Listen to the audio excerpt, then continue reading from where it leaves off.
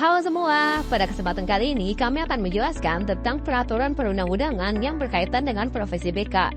Yuk simak video ini biar kamu lebih paham tentang profesi BK. Pernahkah kalian merasa bingung menentukan masa depan karir? Atau mungkin mengalami kesulitan dalam memahami diri sendiri selama masa sekolah? Semua orang pasti pernah merasakan fase seperti itu.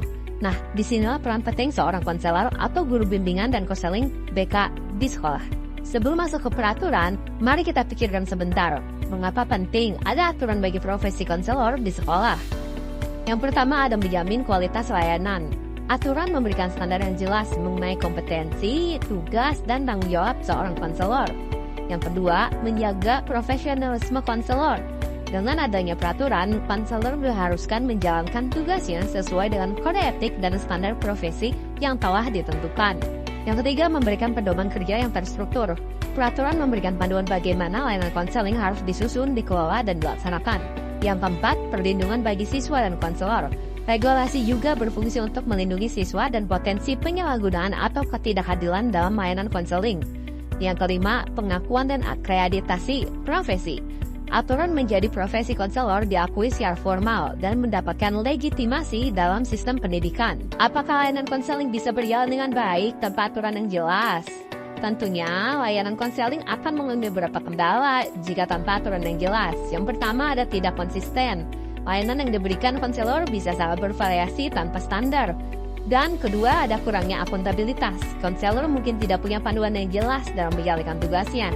Dan yang terakhir, potensi penyalahgunaan. Tanpa kode etik dan standar yang mengikat, ada potensi munculnya praktik yang tidak etis. Sekarang mari kita lihat lebih detail beberapa peraturan yang mengatur profesi bimbingan dan konseling atau BK.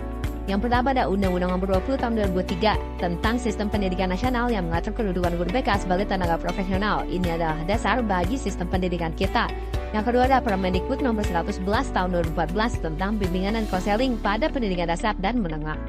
Tujuan diadakannya layanan bimbingan konseling atau BK. Yang pertama ada pengembangan diri, membantu siswa mengenali dan mengembangkan potensi diri serta memahami diri sendiri. Yang kedua ada pengembangan sosial, membantu siswa mengembangkan keterampilan sosial. Yang ketiga ada pengembangan belajar, membantu siswa dalam mengatasi masalah belajar. Yang keempat ada pengembangan karir, membantu siswa dalam merencanakan masa depan karir mereka. Peran dan tugas konselor di sekolah. Yang pertama, konselor harus bertugas memberikan bimbingan secara individu maupun kelompok. Yang kedua, mereka harus melakukan pengkajian kebutuhan siswa, membuat program bimbingan dan mengevaluasi hasilnya. Yang ketiga, konselor juga bekerja sama dengan guru, orang tua, dan pihak lain untuk mendukung perkembangan siswa. Jenis layanan BK yang diatur dalam Permendikbud. Yang pertama adalah layanan orientasi, yang kedua layanan informasi, yang ketiga layanan konseling individu, yang keempat layanan bimbingan kelompok, dan yang kelima layanan mediasi. Pembahasan tentang kompetensi konselor. Peraturan ini juga menekankan pentingnya kualifikasi dan kompetensi konselor. Konselor harus memiliki latar belakang pendidikan yang tepat dan sertifikasi profesional. Pembahasan tentang kolaborasi dengan guru dan orang tua, layanan BK tidak bisa berjalan sendirian. Konselor harus bekerja sama dengan guru dan orang tua dalam memahami kebutuhan siswa dan memberikan dukungan yang tepat. Peraturan tentang kompetensi guru bimbingan konselor atau guru BK. Yang pertama adalah Permendikbud Nomor 27 Tahun 2008 tentang standar kualifikasi akademik dan kompetensi konselor.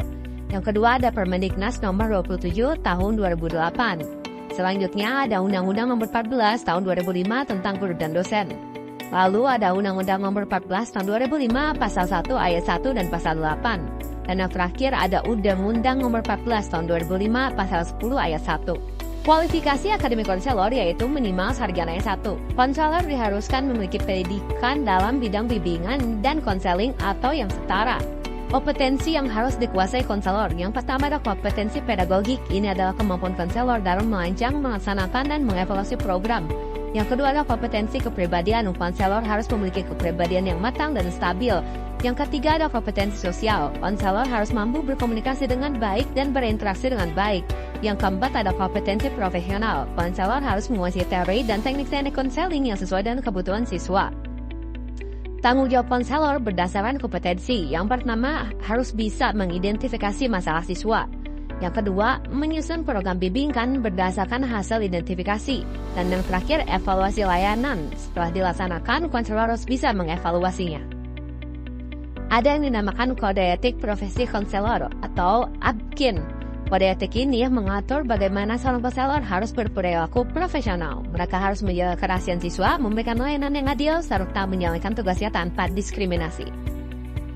Setelah melihat beberapa peraturan tersebut, kita bisa menyimpulkan bahwa peran konselor di sekolah sangatlah penting.